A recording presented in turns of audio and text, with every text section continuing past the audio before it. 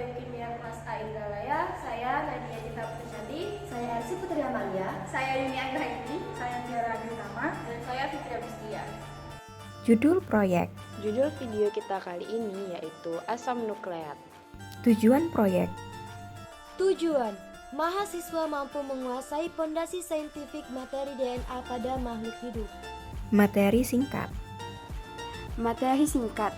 Asam nukleat terdapat pada semua sel hidup dan bertugas untuk menyimpan dan mentransfer genetik, kemudian menerjemahkan informasi ini secara tepat untuk mensintesis protein yang khas bagi masing-masing sel.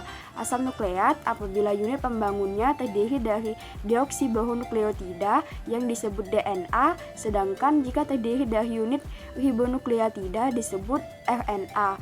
Asam nukleat merupakan senyawa majemuk yang dibuat dari banyak nukleotida.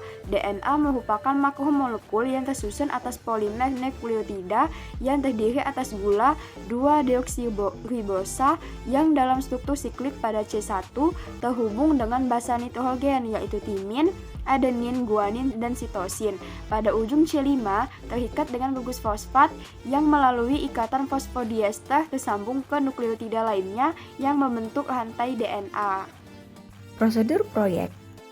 Prosedur proyek. Yang pertama, carilah dan pahami materi mengenai asam nukleat. Yang kedua, kemudian jelaskan materi tersebut dalam bentuk video. Dan yang terakhir, edit video semenarik mungkin. Pembahasan. Mengapa DNA penting bagi makhluk hidup?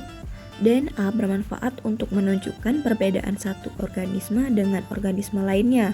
Secara umum, fungsi dari DNA yaitu sebagai pembawa informasi genetis, berperan dalam duplikasi diri dan pewarisan sifat, ekspresi informasi genetik, dan mendeteksi berbagai penyakit.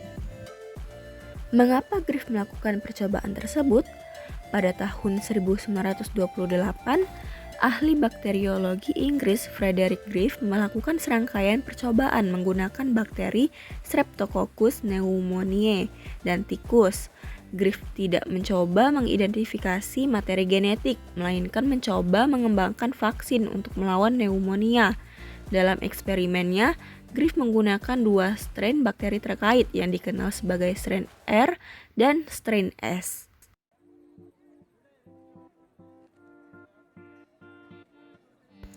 Mengapa pada percobaan Matthew Esselstyn dan Franklin Stahl menggunakan radioaktif? Esselstyn dan Stahl memutuskan cara terbaik untuk menandai DNA induk akan mengubah salah satu atom dalam molekul DNA induk. Ingat bahwa nitrogen ditemukan dalam basa nitrogen masing-masing nukleotida. Jadi mereka memutuskan untuk menggunakan isotop nitrogen untuk membedakan antara induk dan DNA yang baru disalin. Isotop nitrogen memiliki neutron tambahan dalam inti yang membuatnya lebih berat. Eksperimen yang dilakukan oleh Esselstyn dan Stahl menunjukkan bahwa DNA bereplikasi secara semi-konservatif, yang berarti bahwa setiap untai dalam molekul DNA berfungsi sebagai cetakan untuk sintesis untai komplementer baru. Meskipun Esselstyn dan Stahl melakukan eksperimen mereka pada bakteri E. coli, sekarang kita tahu bahwa replikasi DNA semi-konservatif adalah mekanisme universal yang dimiliki oleh semua organisme di planet bumi. Beberapa sel mereplikasi DNA mereka secara semi-konservatif saat ini. Kesimpulan, asam nukleat terdapat pada semua sel hidup dan bertugas untuk menyimpan dan mentransfer genetik, kemudian menerjemahkan informasi ini secara tepat untuk mensintesis protein yang khas bagi masing-masing sel.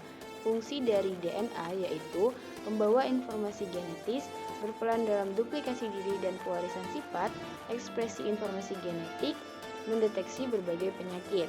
Pada penelitian yang dilakukan menggunakan bakteri Streptococcus pneumoniae dan tikus oleh Griff menemukan prinsip transformasi pada materi genetik. Kemudian pada penelitian Matthew Esselstyn dan Franklin Stahl membuktikan teori replikasi DNA semi-konservatif melalui perbedaan berat inti atau neutron isotop nitrogen. Penutup. Demikianlah video dari kami akhiri. Wassalamualaikum warahmatullahi wabarakatuh. Thank you for watching. Bye-bye.